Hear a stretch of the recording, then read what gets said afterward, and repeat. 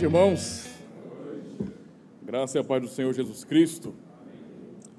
Vamos avançar aqui nosso assunto dessa conferência tão importante, não é?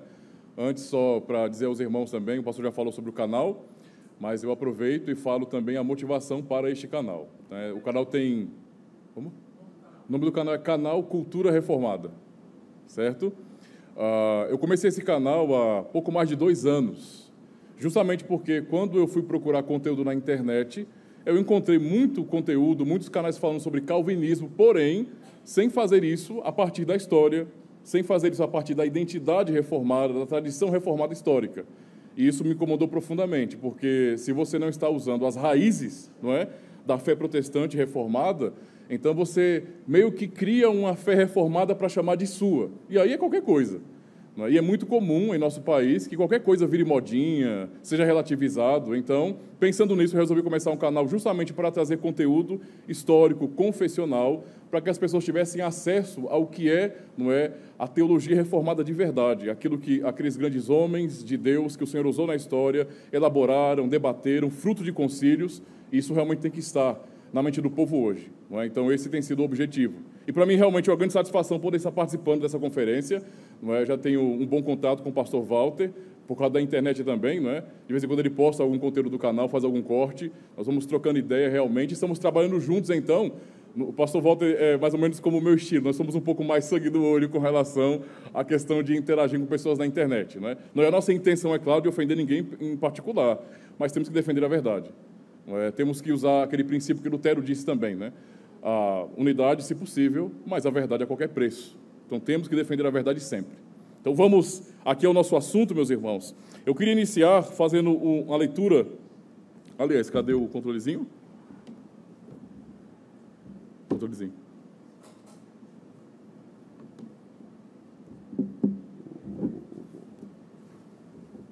Ah, está aqui. Está aqui. Valeu, pastor. Muito bem. Tá. Vou ler o texto de Judas 3, o verso 3 apenas.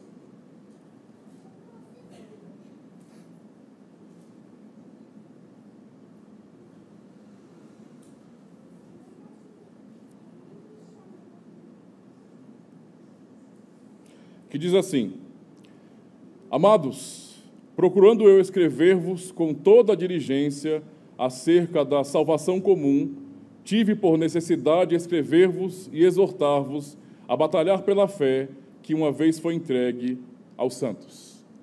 Este texto realmente é muito importante e necessário para nós hoje, justamente porque há muitas pessoas tratando a doutrina da salvação como se fosse uma doutrina secundária. Muitos, quando falam sobre heresia e prejuízos que, na verdade, essas heresias trazem para a igreja, vão tratar, por exemplo, de trindade.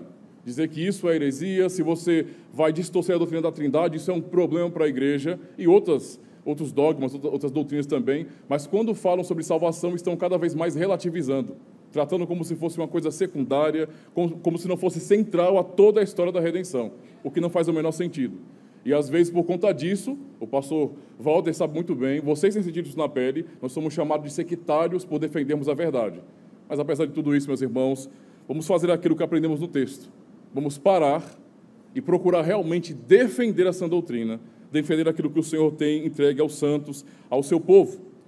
No início, então, nós acabamos de ouvir uma palestra com o pastor Abraham, que se concentrou muito mais nas questões históricas, a respeito, por exemplo, do contexto político, de alguns nomes, não é, que trouxeram influência política e também religiosa na Holanda do século XVI até o século XVII, e é muito importante compreender isso, porque nenhum movimento na história começa do nada, não é? Quando pensamos na Reforma Protestante, não podemos imaginar que a Reforma começou do nada. Do nada, Lutero chegou, acordou de mau humor e falou: rapaz, quer saber de uma coisa?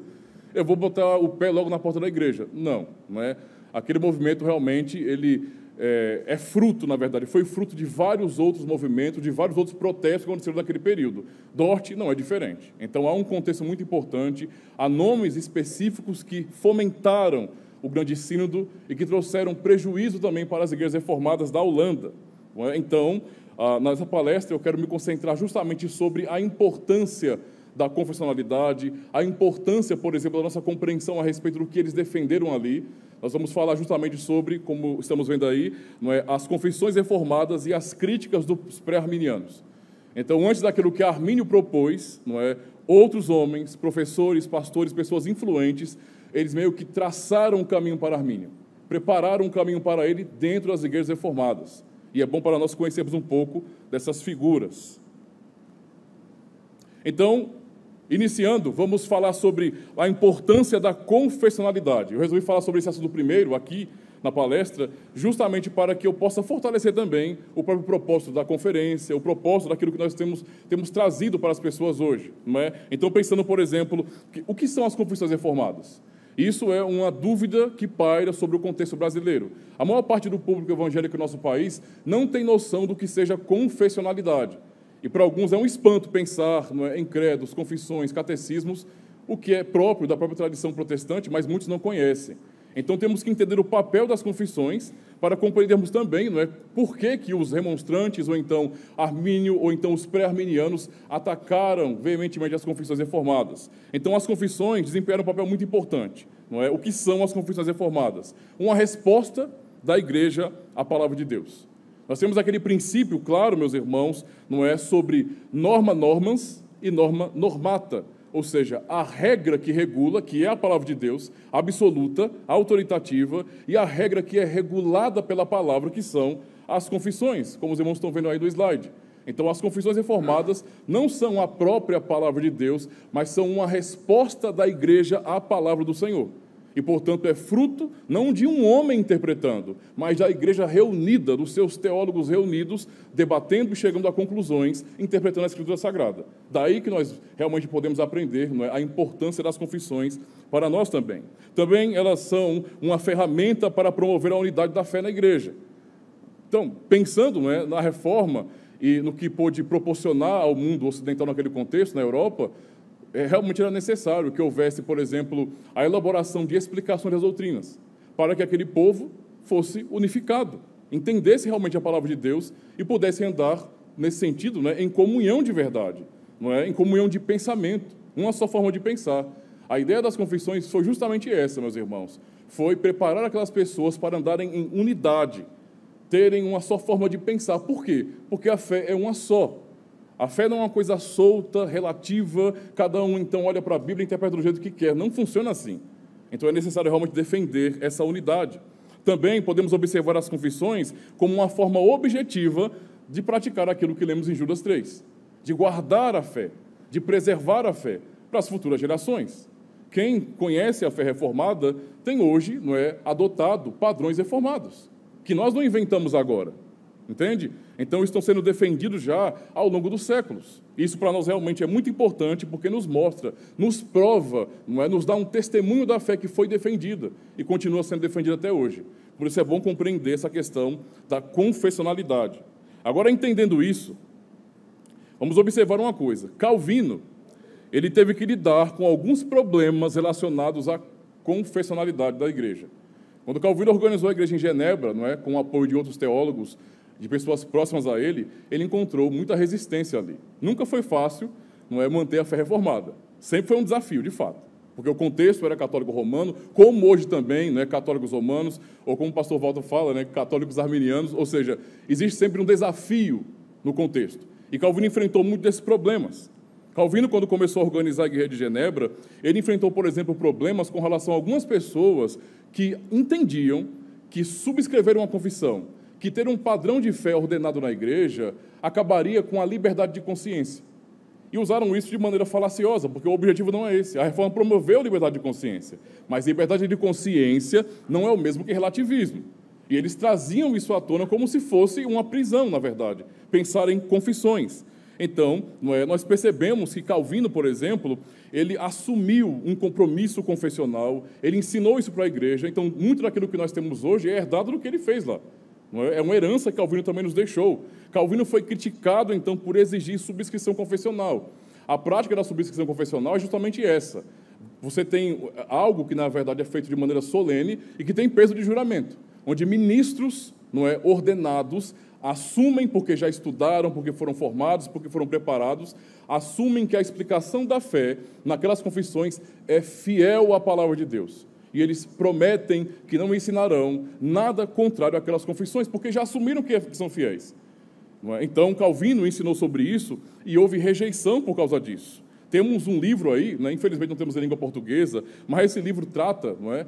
Espero um dia que tenhamos esse livro, porque é muito importante. Ele trata justamente desse contexto. Ele vai falar sobre a luta de Calvino contra os nicodemitas. Nicodemitas eram aqueles que estavam, por exemplo, eles eram católicos romanos, eles simpatizavam com a reforma protestante, concordavam apenas internamente com os princípios da reforma, mas não queriam assumir publicamente. Preferiam se manter na Igreja Católica Romana.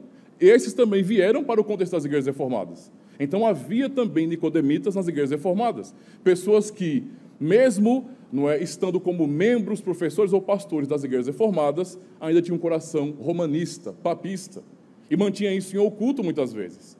Algumas vezes falando, assumindo publicamente, mas depois fugindo de responder, não é, os questionamentos. E por isso mesmo eles influenciaram, ficaram ali discordando, mas caladinhos, disseminando o seu veneno para causar problemas nas igrejas reformadas. Calvino, então, batalhou contra tudo isso, meus irmãos. Avançando um pouco aqui, então, pensando no nome importante. Nós podemos pensar, por exemplo, o pastor Abrão já falou sobre Erasmus de Roterdã, né? Erasmus, bem conhecido, também Pígios, 2 holandeses, que batalharam também contra o entendimento do monergismo, mas, embora esses possam ser observados também como algum tipo de pré-arminianos, é bom nos concentrarmos naqueles que estavam dentro das igrejas reformadas. Não eram só holandeses, eram membros das igrejas reformadas, eram pastores reformados, não é? Pastores ordenados que foram avaliados por concílios, e estavam lá. O primeiro deles, então, não é esse que o pastor Abrão já citou, na verdade, não é, que é o Dirk Volkers Cohnrad. Este homem foi pastor das igrejas reformadas, foi professor também de Jacó Armínio, como observamos aí. Ele escreveu, por exemplo, a favor dos pré-nicodemitas. Imagine, sabendo da luta de Calvino contra os pré-nicodemitas, não é, Cohnrad, ele escreve a favor, e ele começa um debate com Calvino. Muitos livros foram produzidos, não é, onde ele estava defendendo justamente aqueles que se acovardavam e não assumiam a fé de maneira pública. Ou seja, ele concordava com aquele tipo de jogo político dentro da igreja, em que você não tem uma convicção que você pode assumir publicamente, mas você pensa em algumas coisas, você guarda para você, fala para algumas pessoas em particular, mas não assume publicamente. Ele realmente escreveu a favor disso, não é? Calvino respondeu também, em 1562, aos questionamentos dele. Ele escreveu, por exemplo, livros sobre predestinação, sobre o decreto de Deus, justamente combatendo, por exemplo, as ideias de Calvino e Beza também, sendo ele um membro das igrejas reformadas. Não é? Que entendemos que uma igreja reformada é calvinista nesse sentido. E sendo um ministro, estava escrevendo contra a fé reformada de verdade. Então isso realmente é um grande problema que observamos neste que foi o Cohnrad. Também ele fez críticas públicas ao calvinismo, no sentido geral, ele estava sempre envolvido em debates com relação a isso, e ao próprio catecismo da igreja, documento, não é, que era oficial das igrejas, que foi adotado pelas igrejas, mas estava realmente combatendo também o catecismo. Ele criticou diretamente a prática da subscrição confessional, ou seja, para ele, como eu já tinha dito antes, sobre os pré-nicodemitas, subscrever uma confissão de fé é aprisionar a mente dos fiéis. Ele queria um tipo de fé, não é, totalmente libertária, onde você pode realmente raciocinar, use a sua imaginação e pense como você quiser. Você tem que realmente valorizar a sua individualidade. E assim você rompe realmente com o princípio cristão. Cristo nos deu uma fé para ser compartilhada por toda a igreja, e não para que cada um crie a sua própria maneira de pensar, não é particular, se afastando então da unidade da igreja de Cristo. Temos aí então alguns pontos que mostram como Cohnrad ele estava atacando as doutrinas das confissões. Então, por exemplo, Cohnrad, sendo ministro das igrejas reformadas, ele era contra a doutrina da depravação total. Ele negava o pecado original. Percebem o nível da incoerência? Um ministro reformado que está assumindo pelagianismo. Isso aqui é pelagianismo, não é outra coisa. Não é? Está assumindo isso. Porque talvez achasse essa doutrina muito pesada. Não é? Isso realmente acontece até os dias de hoje. Pessoas, às vezes, olham para a humanidade e eles querem julgar a humanidade a partir de ações. não está olhando para o que a Bíblia ensina sobre a nossa natureza, sobre a nossa realidade. E, portanto, ele realmente negou o pecado original. Também ele estava indo contra, como eu já citei antes, o catecismo de Heidelberg. Entenderemos isso um pouco mais à frente, porque eu abordarei um pouco mais sobre o que eles estavam atacando especificamente nas confissões. Ele também demonstrou que era contra a doutrina da predestinação. Ora, membro de uma igreja reformada, se posicionando contra a doutrina da predestinação, essa era a atitude deste homem. E também ele era contra a doutrina clássica da justificação pela fé. Esse é um detalhe muito importante. Se vocês pensam, por exemplo, estamos no meio da Reforma Protestante, se pensamos, por exemplo, nos 5 solas da Reforma, raciocinem comigo, faz sentido que alguém que é sinergista assuma aqueles solas, aquelas máximas? Combina com o sinergismo isso? Não faz sentido, não é verdade? Não faz sentido. Pois bem, eles gostam de usar o mesmo termo, ou os mesmos termos, e mudar o seu significado. Então, se fala de justificação pela fé, como Conrad fez também, porém, a sua compreensão não era aquela de Lutero, não era aquela de Calvino, não era aquela da Igreja Reformada.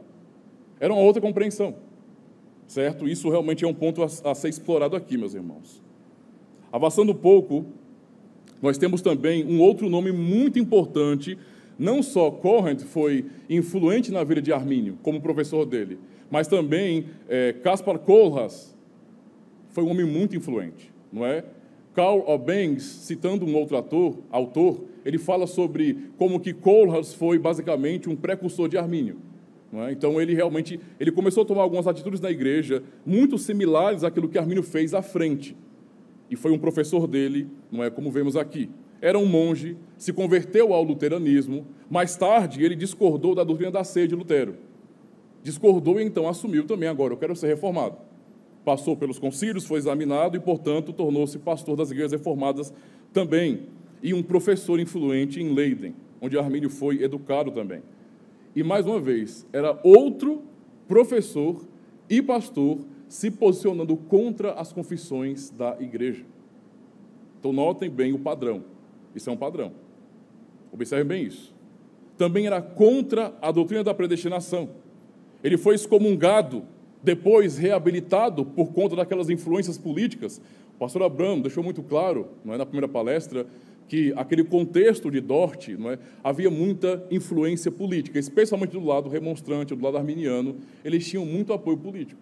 Então, às vezes, alguém como este era excomungado, não é, por conta de seus posicionamentos, mas, por conta do apoio político, era reabilitado. Mais tarde, ele acabou deixando, então, o ofício, não é, isso em 1586, justamente por discordar e tomar coragem para assumir, não, isso não é para mim. Ele também, assim como o outro, né, o anterior precursor, ele ensinou, voltando aqui um pouquinho, nós podemos ver em Conrad algo muito parecido com o que podemos estudar sobre John Wesley muito tempo à frente. Conrad entendia, não é, que o homem, uma vez que ele negava o pecado original, que o homem consegue alcançar certa perfeição neste mundo. Ele também entendia isso. Você vê que nada que nós temos de recente agora começou agora, não. Essas pessoas vêm plantando isso durante toda a história da igreja. E não é nem questão do século XVI ou XVII, não. É muito antes. Mas ele entendia essa ideia de perfeccionismo, que era possível o homem obedecer perfeitamente à lei de Deus. Também se posicionou contra o catecismo, contra a predestinação, contra a doutrina clássica, tudo. Tudo que nós vemos, por exemplo, no Dick Kohlhaas, no caso, né? O Kohlhaas, é um negócio complicado, né? Ficar citando holandês. Pastor Abraham, é tranquilo para ele, mas para mim, às vezes, enrola a língua. Kohlhaas, né? Difícil. Mas ele mostrou o mesmo tipo de posicionamento, não é, que os outros, nesse sentido. Também observamos, não é, que ele foi muito influente e acabou sendo excomungado pelo concílio ou sínodo estadual de Haarlem. Não é? O caso dele foi tratado novamente e depois ele foi aceito, reabilitado e depois saiu. E ele foi um homem influente demais na vida de Armínio. Se vocês estudarem um pouco de Kohlhaas e fazerem uma comparação com Armínio, vão perceber a similaridade. Os mesmos posicionamentos, em muitos aspectos. Tá? Então é bom compreendermos isso. Uma outra figura muito importante, que podemos chamar de pré-arminianos também, foi um outro pastor, Hermann Herberts, no caso, versus o Concílio Nacional. Então, temos aqui alguns princípios interessantes. Ele também era monge. Pelo mesmo processo ele passou. Tornou-se luterano. Não é? Depois, por divergências, tornou-se reformado. E olha o detalhe. Era um simpatizante de Erasmus. Ou seja, era um amante do humanismo. Também centralizava o homem. Também realmente colocava toda digamos assim, a autonomia humana acima de tudo. E isso, é claro, que influencia na sua teologia, no seu trabalho, no seu desenvolvimento. Foi pastor em Dordrecht, olha só, 1577, não é? Então assumiu realmente o pastorado. Ele se recusou também a ensinar o catecismo. Lembra do que eu falei sobre o padrão?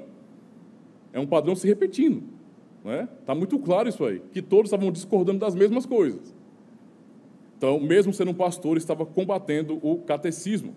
Ele tinha contato também com Conrad, né, isso é óbvio, dá para perceber pelas ideias também, certo? Ele tinha simpatizantes bem peculiares, e aí vamos vendo essa grande teia de influências, não é, entre os pré-arminianos, o próprio Armínio e depois os remonstrantes também.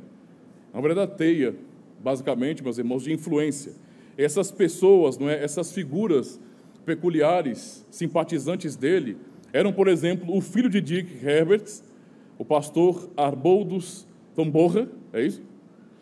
Fale a pronúncia correta. Arboldus Tomborra. Nota 5, está certo, pastor. Depois você mostra a pronúncia. Eu coloquei no Google Translator e não me ajudou, não.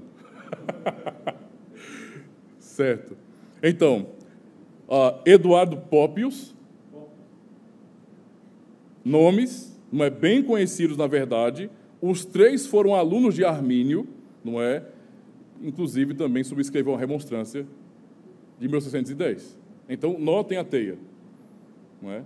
Pré-arminianos, homens que estavam dentro das igrejas reformadas como professores, pastores, homens influentes, ficando em silêncio em muitos aspectos com relação à doutrina, disseminando o seu veneno ali, até que eles pudessem assumir publicamente o que pensavam, demorou tempos.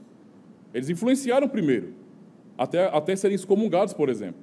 E, infelizmente, isso trouxe problemas. E vemos Armínio como um fruto disso também, não é? Muito do que esses homens ensinaram, se posicionando contra as confissões das igrejas, certamente trouxeram essa compreensão de Armínio de se posicionar em criticar as confissões, em ter uma ênfase também em livre-arbítrio, autonomia humana, em abraçar toda essa ideia humanista. Então, tudo isso realmente podemos ver, podemos notar nestes homens que influenciaram, sim, aquele contexto. Então, não foi do nada que um Armínio surgiu. Já podemos notar, por exemplo, influências do molinismo, não é? Meu irmão perguntou se Armínio não poderia ser um jesuíta, né? Eu não tenho... veja, eu não sou muito favorável em dizer que Armínio realmente era um cara muito honesto, estava muito bem, não. O fruto que ele deixou, como os seus alunos, por exemplo, e a própria remonstrância, são uma demonstração que fala muito mais do que as defesas que as pessoas levantam em relação ao seu favor hoje, né? Hoje estão tentando limpar a imagem de Armínio. Mas não funciona, irmãos, porque os frutos são podres. Você vê, é só estudar para vocês notarem muito bem e fazerem comparações com relação à remonstrância e aquilo que Armínio ensinou também. Então, só o fato de alguns não conseguirem definir bem o que ele pensava, em muitos aspectos, é uma demonstração disso. A falta de clareza está demonstrando que a pessoa está se escondendo, porque ele era um pastor, era um teólogo, era alguém formado, né? Tinha um ofício e tinha responsabilidades. Então, tudo isso mostra essa questão para nós. Avançando um pouquinho mais, dando ênfase agora, é a parte que eu realmente quero dar mais ênfase, sobre aquilo que eles eram contra a predestinação. Todos os três que eu citei ali, como pré-arminianos, eram contra a predestinação, a doutrina que estava nas confissões. Especificamente pensando na confissão belga, artigo 16, não é? A eleição divina, que nos diz: cremos que quando toda a descendência de Adão se precipitou na perdição e na ruína pela transgressão do primeiro homem, Deus mostrou-se como realmente é, misericordioso e justo, misericordioso por socorrer e salvar desta perdição aos que em seu conselho eterno e imutável ele elegeu por pura bondade em Jesus Cristo, nosso Senhor, sem levar em consideração nenhuma das obras deles, justo por deixar os outros na queda e na perdição nas quais eles mesmos se precipitaram. Aqueles homens acharam esse artigo pesado demais. Acharam esse artigo pesado demais, e olha que o artigo ele é simples. ele é simples, é direto, é bíblico, nos mostra a realidade bíblica sobre a predestinação, sobre a eleição, por exemplo. Deus escolheu, não é, observando uma humanidade caída. Isso não é pensando em tempo, não, isso é eternidade. Isso é importante compreender. E o Senhor fez isso sem considerar nada nos próprios pecadores, nada no próprio ser humano. E isso realmente é um problema para quem tem essa mentalidade um pouco mais humanista, sinergista. É você pregar que Deus olha para o ser humano, resolve salvá-lo, sem considerar nada desse ser humano, o mínimo que seja, nem que seja o ato da fé. Isso realmente é um peso para aqueles que têm, não é, em conta a autonomia humana, que o ser humano pode fazer alguma coisa. Por isso esse artigo, que é tão simples para nós, foi tão pesado para eles, inaceitável, ao ponto de se recusarem a, por exemplo, subscrever a Confissão Belga, ou ensinar a Confissão Belga. Isso realmente é importante compreender. Avançando também, eles eram contra o pecado original.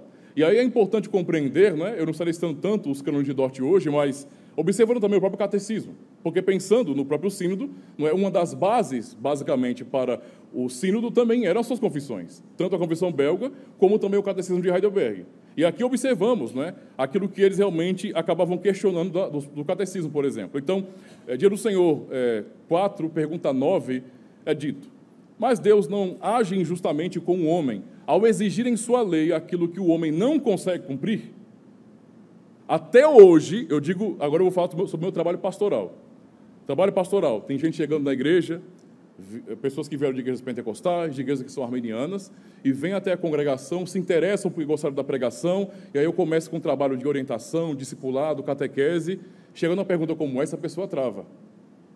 Porque a pessoa está acostumada a pensar que sim, Deus é injusto. Deus é injusto. A resposta é não. Pois Deus criou o homem de tal forma que ele era capaz de a cumprir. Mas o homem, sob instigação do diabo, em desobediência deliberada, privou a si mesmo e a todos os seus descendentes desses dons. Ou seja, o catecismo coloca a responsabilidade sobre o próprio homem. E para aqueles que eram pré-arminianos, e também os demonstrantes, isso era pesado demais. E para muitas pessoas também. Ou seja, a lógica seria essa: como que Deus pode ser justo se ele exige do ser humano aquilo que o ser humano não consegue cumprir? Um exemplo: Deus nos deu os 10 mandamentos, não é? A sua lei, o resumo da sua lei moral. Nós conhecemos cada mandamento. Eu posso perguntar aos irmãos: nós conseguimos obedecer aqueles mandamentos de maneira perfeita? Parece que para algumas pessoas, não é, que pensam como arminianos, por exemplo, é possível. É possível você obedecer aquilo. Nem entendem um propósito da própria lei de Deus. Deus nos deu uma lei, não é, para nos ensinar sobre o nosso pecado. Alguns compreendem que essa lei foi dada para ser obedecida. Então é uma questão muito simples. Se existe a ordem para obedecer, então o homem pode obedecer. Esse é o raciocínio básico deles. Logo, se Deus, não é, nessa dinâmica de que o catecismo está dizendo, o homem não pode, o homem é incapaz, o homem é pecador, o homem é caído em pecados e miséria. Se ele é assim por natureza, então Deus está sendo injusto ao exigir mais do que ele pode. A questão que o catecismo faz aqui para nós, meus irmãos, nos ensina, é justamente que, na verdade, Deus criou o ser humano dotado de tudo que era necessário para obedecer essa lei. Adão não foi criado com defeitos, com problemas, mas capaz de obedecer essa lei. De obedecer corretamente, de compreender corretamente, de adorar a Deus corretamente. Toda a mazela veio por conta do pecado. Então não há injustiça em Deus, muito pelo contrário. Deus cobrar é justo. Ele não mudou. É um detalhe que muitos não se apercebem. Quando o homem caiu, o homem mudou. Deus não mudou. Deus continua sendo o mesmo. Certo? Então não devemos julgar dessa forma como eles pensavam. Eles realmente não aceitavam isso. Avançando. Dia do Senhor 2, pergunta 5 nos diz: você consegue guardar tudo isso perfeitamente? A resposta: não. Sou, por natureza, inclinado a odiar a Deus e ao meu próximo. Conrad, nesse sentido, dizia que sim. Que nós conseguimos, sim, obedecer perfeitamente à lei de Deus. O entendimento reformado é que nós não conseguimos porque somos por natureza. Nós não nos tornamos assim, pecadores e maus, não. Por natureza, somos inclinados a odiar a Deus e ao nosso próximo. Pode parecer chocante para alguns, mas essa é a nossa própria realidade espiritual. É assim que nós nascemos. Quando alguém tem em conta demais, não é, a autonomia, a capacidade humana, uma afirmação como essa é insuportável. Por isso que eles não subscreviam. Por isso que eles combatiam essas confissões. Também eram contra, como já falei, né, o pecado original, então, e os seus efeitos. Até pensando nos efeitos do pecado original. O pecado original, para eles também, não foi tão grave assim. Não matou o homem, literalmente, mas apenas o arranhou. Trouxe algumas limitações, talvez mais intelectuais. Se forem reparadas por alguma ajuda, talvez por uma graça preveniente, o homem consiga exercer o seu poder de livre-arbítrio, então consiga agradar a Deus. Mas o que vemos aqui, por exemplo, nos cânones de Dort, né, heresia 1, do capítulo 3, 4, o que eles disseram, o que os remonstrantes, os alunos de Armínio disseram, é impróprio dizer que o pecado original em si é suficiente para condenar toda a raça humana ou merecer castigo temporal e eterno. Os irmãos sabem muito bem do trabalho do pastor Walter e sabem muito bem como algumas pessoas aí, líderes de muitas igrejas, que são de tradição reformada, estão se posicionando em dizer que o sínodo não condenou heresia. O sínodo condenou pelagianismo e não o arminianismo ou a remonstrância. Isso aqui é o quê? É uma afirmação deles. Eles afirmaram isso, eles defenderam isso. E, inclusive, fizeram sínodos, não é, para fazer defesa também da própria remonstrância. Esse era o entendimento deles. Ou seja, é impróprio para eles. Impróprio dizer que o pecado original em si não é suficiente para condenar toda a raça humana. Ou seja, não é algo tão grave, não foi uma queda tão alta assim, tão terrível assim. Esse foi o entendimento deles também. Um detalhe importante aqui, meus irmãos, também sobre as suas críticas, que são muito claras, e que eu considero particularmente eles romperam com a tradição da reforma, digamos assim, com a compreensão básica de justificação pela fé, vinda de Lutero, desenvolvida por Calvino e própria das igrejas reformadas. Eles romperam com isso. Então, como eu falei do início, eles mantinham os termos. Os termos são os mesmos. Não é? Você vai encontrar igrejas arminianas comemorando a reforma protestante, colocando lá os 5 solas, o que é ridículo, não faz o menor sentido. Mantém justificação pela fé somente, mas quando você pergunta o que fé é essa, vão dizer que a fé não é um dom de Deus, mas é uma mera capacidade, uma atitude do homem. Os remonstrantes defenderam isso. Entende? Então isso é uma mudança radical da doutrina da justificação pela fé da reforma. Certo? E as confissões reformadas nos mostram exatamente o que significa a justificação pela fé, essa doutrina. Dia do Senhor 23, pergunta 60. Como é que você é justo diante de Deus? Somente pela verdadeira fé em Jesus Cristo. Embora a minha consciência me acuse de haver pecado gravemente contra os mandamentos de Deus, sem nunca ter obedecido nem sequer um deles, e de ainda ser inclinado a todo mal, Deus, no entanto, sem que houvesse em mim nenhum mérito próprio, somente pela sua graça, imputa-me a perfeita satisfação, justiça e santidade de Cristo. A parte B da resposta, Deus me concede isso como se eu nunca tivesse tido ou cometido pecado algum, e como se eu mesmo tivesse cumprido toda a obediência que Cristo cumpriu por mim, se tão somente eu aceitar esse dom, crendo fielmente com o coração. Esse é o entendimento clássico, protestante, reformado, de justificação pela fé. A fé é uma mão vazia. É simplesmente isso. E o poder responder em fé é um dom de Deus, está incluído em sua graça também, para o ser humano. Quando se altera isso, não é? Quando você muda e diz que a fé é um ato do homem, deixou de ser monergismo. Eu já ouvi gente dizer aqui no Brasil, pastores, afirmando que Armínio, por exemplo, era monergista. E eu fiquei tentando assim, que mundo nós estamos vivendo, hein? Como é que a fé é uma capacidade natural do ser humano e, portanto, isso é contabilizado? Eleição por fé prevista, né? Deus anteviu a fé na eternidade e considera isso para salvar o ser humano. Como é que isso pode ser monergismo? Mas percebem, mantém os termos, muda o significado. O que aprendemos aqui é que a justiça que nós temos por meio da fé, ela é de Cristo. Deus imputa essa justiça naquele que crê. É isso que acontece. Nós não temos justiça própria. A própria fé em si não nos justifica. Isso é tão sério, meus irmãos, porque isso mostra, analisem as músicas evangélicas de hoje. Música gospel é a fé pela fé. É a fé pela fé, né? Acredite, hora de vencer, campeão, vencedor e blá, blá, blá. Então, ou seja, é a fé pela fé. Somente isso. Não entendem que a fé que nós temos, por meio dessa, a justiça que temos por meio dessa fé é de Cristo. É a justiça dele, é tudo que nós temos. Esse é o ensino. Ainda temos a pergunta 61 sobre este assunto. Por que você diz que é justo somente pela fé? Resposta, eu digo, não porque sou agradável a Deus graças ao valor da minha fé. Olha só.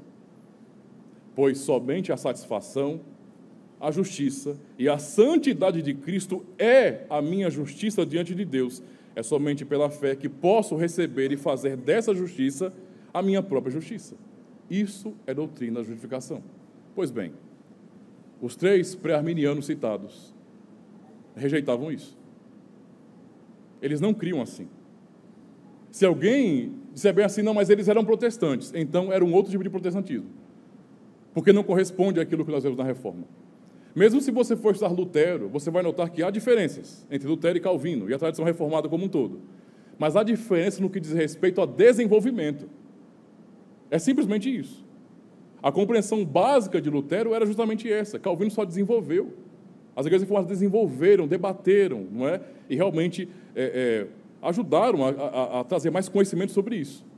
Mas o que nós vemos, por exemplo, nos pré-arminianos, no próprio Armínio, que não entendia, Armínio não entendia a fé como é clássico da Reforma. Ele também pensava desse jeito, que a fé é capacidade do homem, levando em consideração essa graça preveniente, que é claro, habilita todo mundo, né? Todo mundo é habilitado com essa graça preveniente, para que o ser humano possa responder e então, né, poder dizer, Deus me escolheu, porque eu criei. Ou seja, glória para a minha fé, é o valor da minha fé. A minha fé é grande demais, é por isso que o Senhor olhou para mim na eternidade e resolveu me salvar. Essa é a única razão. Então, isso realmente foi defendido por eles. Agora, entendendo sobre aquilo que os pré-arminianos plantaram nas igrejas reformadas, ensinaram, disseminaram de maneira escondida e covarde muitas vezes, nós temos que nos atentar não somente àquilo que a história nos mostra, nós sabemos o que aconteceu, a conferência é para isso, mas também para nos levar a uma reflexão para hoje, porque do mesmo jeito que foi no século XVI, século XVII, também hoje, essa verdadeira fé é ameaçada por muitas pessoas que têm assumido, não é, essas velhas heresias, essas redefinições da doutrina. E nós temos que nos atentar a isso. Armínio deixou uma herança no seio reformado moderno. Uma herança, tem essa expressão, né? Uma herança maldita. Infelizmente, irmãos. É triste, mas essa é a realidade. Ele também agiu com desonestidade intelectual. Não dá para defender Armínio. Eu até entendo a tentativa de algumas pessoas de separar Armínio dos arminianos. Eu entendo. De fato, você pode ver diferenças, mas muito mais você vai notar essas diferenças por aquilo que Armínio não falou. Ele realmente se omitiu em muitas coisas. Certo? E os demonstrantes assumiram publicamente aquilo que eles estavam dizendo. Acabou. Então você pode julgá-los por conta disso. Armínio se omitiu, mas a omissão de Armínio não o inocenta de jeito nenhum. Ele sabia do que estava acontecendo. Era um professor, um pastor, alguém influente na Holanda. Não era qualquer um. Qualquer um que vai estudar Armínio percebe a sua influência. Ele era um teólogo ali, inclusive alguns, de maneira muito errônea, tratam Armínio hoje como se fosse um reformador. Alguns fazem isso. Mas isso é para mostrar também que, para muitas pessoas, ele realmente tinha um peso muito grande ali. Ainda que fosse por influência política, por apoio político, mas ele era uma pessoa muito influente, inteligente e capaz demais para não saber o que estava acontecendo. E sabia, não é? Sabia muito bem. Então, ele foi desonesto, sim, de maneira confessional. Foi desonesto. Tá? Foi desonesto por não assumir. Ele criticou, por exemplo, as confissões da igreja. Nas obras de Armínio da CPAD você vai encontrar. Eu não sei nem se aquela é uma tradução muito boa, mas tem muitas afirmações de Armínio ali, e também em sua declaração de sentimentos, não é? Onde ele está se posicionando contra as confissões. Do mesmo jeito que nós vimos dos pré-arminianos. Então vocês podem notar isso aí. Ele também fez críticas a essas confissões e relativizou a verdade. Isso não tem como ser negado, irmãos. Não tem como ser negado quando olhamos para a história em si. Então, observamos, por exemplo, que Armínio, ele trouxe essa influência que veio até o contexto de hoje, que chegou até hoje, e que tem, infelizmente, causado problemas também naquilo que nós chamamos de igreja evangélica, o que é lamentável, irmãos. Nós estamos batalhando por causa disso. Essa conferência é uma resposta ao que tem acontecido hoje. A distorção histórica que acontece também. Hoje, muitas pessoas, muitos teólogos das igrejas evangélicas também estão sendo desonestos em seus púlpitos. E, mais uma vez citando, vocês, não é, como também ovelhas do pastor Walter, dos demais pastores aqui também, sabem muito bem, como ele tem denunciado no Instagram, a atitude desonesta de muitos líderes de peso no Brasil, que têm nome, que têm influência, não é, como eles estão, infelizmente, tomando o mesmo caminho que Armínio tomou. E que os pré-arminianos tomaram também. Como eles estão fazendo isso? Eles, infelizmente, estão desmerecendo as confissões da igreja. Para um pastor reformado ser ordenado, além de todo o trabalho teológico, de estudo, etc., né, ele também tem que subscrever confissões de sua igreja. Nós, como membros das igrejas reformadas, subscrevemos as 3 formas de unidade. Há outras igrejas reformadas que têm outras confissões. Pois bem, muitas igrejas assim, esses líderes têm assumido, assim como Armínio, eu subscrevo a confissão belga, eu subscrevo o Catecismo de Heidelberg, eu concordo com tudo. Mas quando assumem, recebem o poder, então, como ministros do Evangelho, do púlpito, começam a ensinar ao contrário essas confissões. Isso é desonestidade.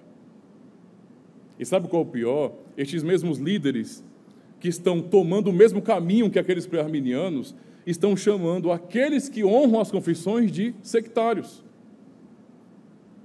Estamos sendo vistos como seitas hoje, por defendermos aquilo que é óbvio, que está em nossas confissões.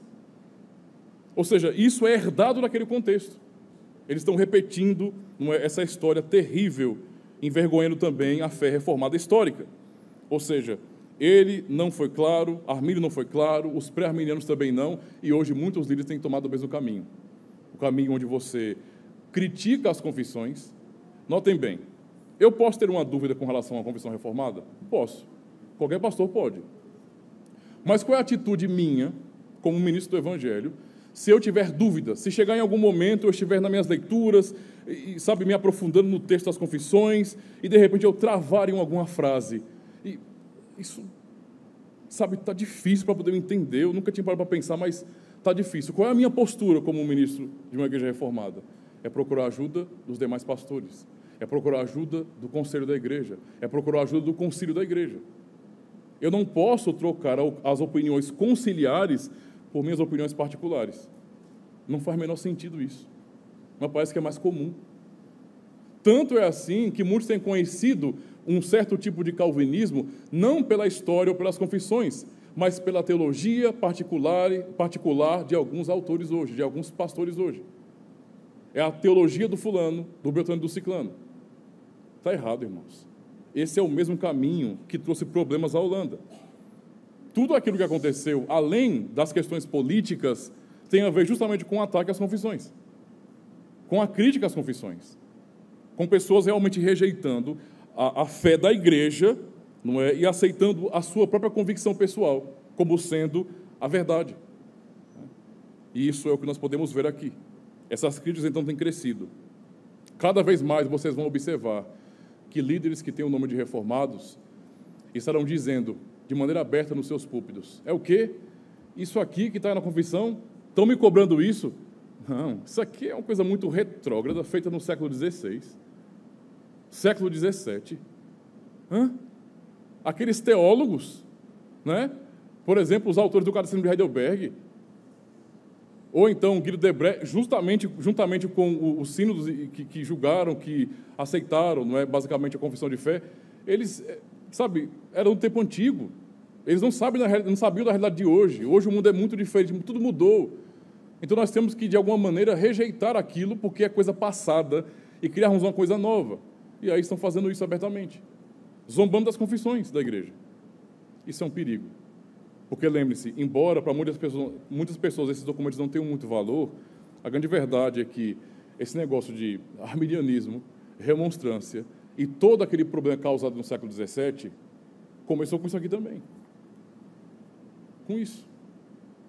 Com pessoas trocando a opinião da igreja por suas opiniões pessoais e o resultado, relativização da verdade. O que é que vocês podem ver hoje no cenário evangélico brasileiro? Cada igreja tem uma teologia. E porque tem uma teologia, tem uma prática. Se analisarmos por uma questão lógica, em termos de aplicação, pensando em número de pessoas alcançadas, aquilo que foi a remonstrância prevaleceu, em muitos aspectos. Tanto é assim que reformados não são a maioria. Não são. Nós somos poucos, quase que insignificantes no cenário brasileiro, por exemplo, só no cenário brasileiro. A maioria dos cristãos não tem a mínima noção dessas doutrinas que nós acabamos de citar aqui. Estão conformados com isso. É muito normal que você chegue numa congregação e aquela pessoa tenha conceitos distintos sobre a doutrina da Trindade, distintos sobre a doutrina da salvação e assim por diante, sobre o conceito do que é a igreja. Está tudo desse jeito, é uma bagunça só. Isso só pode ser resolvido de uma maneira. Nós precisamos realmente voltar ao exemplo de nossos pais. Isso é o que devemos fazer. Calvino, as igrejas reformadas, durante a história, não elaboraram confissões, documentos confessionais para a igreja por vaidade, não. É por necessidade, nós precisamos. Porque se nós não tivermos o parâmetro nesse sentido da Escritura, não é? E também a orientação das confissões, que são a explicação da Escritura Sagrada, então nós não temos um caminho, não. Basta alguém dizer que tem uma Bíblia? Está cheio de gente dizendo bem assim, só na Escritura. Só na Escritura, inclusive colocando a Escritura Sagrada contra as confissões. Isso tem acontecido também. Como se fosse o objetivo das confissões, por exemplo, substituir a Escritura. Não tem nada a ver uma coisa com a outra. Mas dizem, não, somente a Bíblia. Sim, o que é que significa? Aonde você vai ver, por exemplo, o somente a Escritura defendido e explicado? Justamente nas confissões reformadas. Está explicado isso aqui. E essas pessoas não estão levando isso em consideração. Então, se nós queremos, de alguma maneira, batalhar contra esse relativismo, que é causado, sim, por uma cosmovisão humanista, arminiana, remonstrante em nossos dias, nós precisamos realmente olhar para a confessionalidade de novo. Estudar mais sobre isso. Isso é importante. Vocês têm uma confissão de fé também. Estudem. De verdade, estudem. Gastem tempo. Conversem com seus pastores sobre as confissões. Façam anotações. Leiam as bases bíblicas. Se fortaleçam nisso também, para vocês terem uma identidade firme, né? E não estarem também nesse perigo do relativismo. Temos que também olhar a subscrição confessional. Eu não sei qual é a prática de vocês, mas nas igrejas reformadas, isso, desde a época de Calvino, não é, houve essa prática de subscrição confessional. Quando ministros eram ordenados, eles subscreviam, assumindo publicamente, isso tinha peso de juramento, como eu falei antes. Peso de juramento, eu estou assumindo que tudo que está aqui eu já li, não é? Já estudei, já me debrucei sobre isso e eu concordo, eu vejo que é puramente bíblico, é fiel, está ensinando corretamente, portanto eu subscrevo. Nós temos que olhar para isso também hoje. Tá? E também preparar presbíteros, pastores da igreja, que possam também supervisionar. Às vezes, e eu vou dizer isso para o pastor Abrão, eu sei que Gomaros e Armínio eram muito opostos um ao outro, mas às vezes é preciso de um Romaros também, em nossos dias, que possa observar e ficar desconfiado quando alguém que é das igrejas reformadas, não é, começa com um tipo de conversinha no púlpito, com opiniões contrárias, e começa a realmente questionar. É necessário isso, para que eu não fique ouvindo o que outros irmãos estão dizendo, e perceba que tem alguma coisa heterodoxa ali, mas deixe quieto, mas isso é besteira. Nós vimos que o arminianismo trouxe, a remonstrância causou na Holanda, por exemplo, é a demonstração que não é besteira coisa nenhuma. Se tem pessoas falando, às vezes abertamente, cochichando, conversando, pastores, líderes com opiniões divergentes da fé bíblica, confessional, fiquemos atentos. É necessário preparar homens para isso também. Isso é importante. Por quê? Porque doutrina não é secundária. Eu quero passar para a conclusão, só lembrando de uma coisa. No contexto geral das igrejas evangélicas, parece que pecado é só aquilo que é moral. Não é? É moral? Pecado. Terrível. Misericórdia, um líder adulterou. Ah, grande escândalo. Terrível. Isso vai manchar a igreja brasileira. Não é só isso não, irmãos. Eu sei que isso é terrível. Mas doutrina é ainda muito mais destrutiva. Quando uma heresia chega numa igreja, isso destrói a igreja de dentro para fora. Você não tem nem como praticar de maneira correta o evangelho, a palavra de Deus, se você não tem doutrina reta. Não existe isso aí. Então, a sã doutrina deve ser defendida. Deve ser defendida, deve ser amada, ensinada, nós temos que conversar sobre isso, sempre, para nos proteger também desses perigos, porque nós não somos isentos de pecado, de fraquezas, temos que entender que isso é sério, não é? Até nas igrejas reformadas do século XVI e XVII, esse mal entrou, e vemos também isso acontecendo hoje. Então, vigiemos com relação a isso. Eu agradeço aos irmãos. Se houverem perguntas, fiquem à vontade, mas, por enquanto, é só amanhã eu me concentrarei mais nos cânones para falar sobre a glória de Cristo, não é defendido no sínodo. Amém?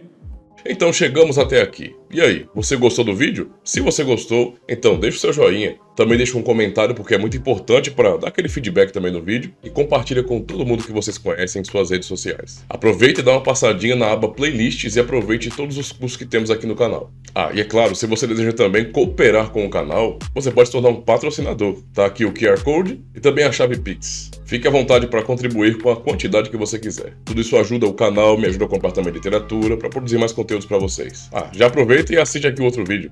Combinado? É isso aí.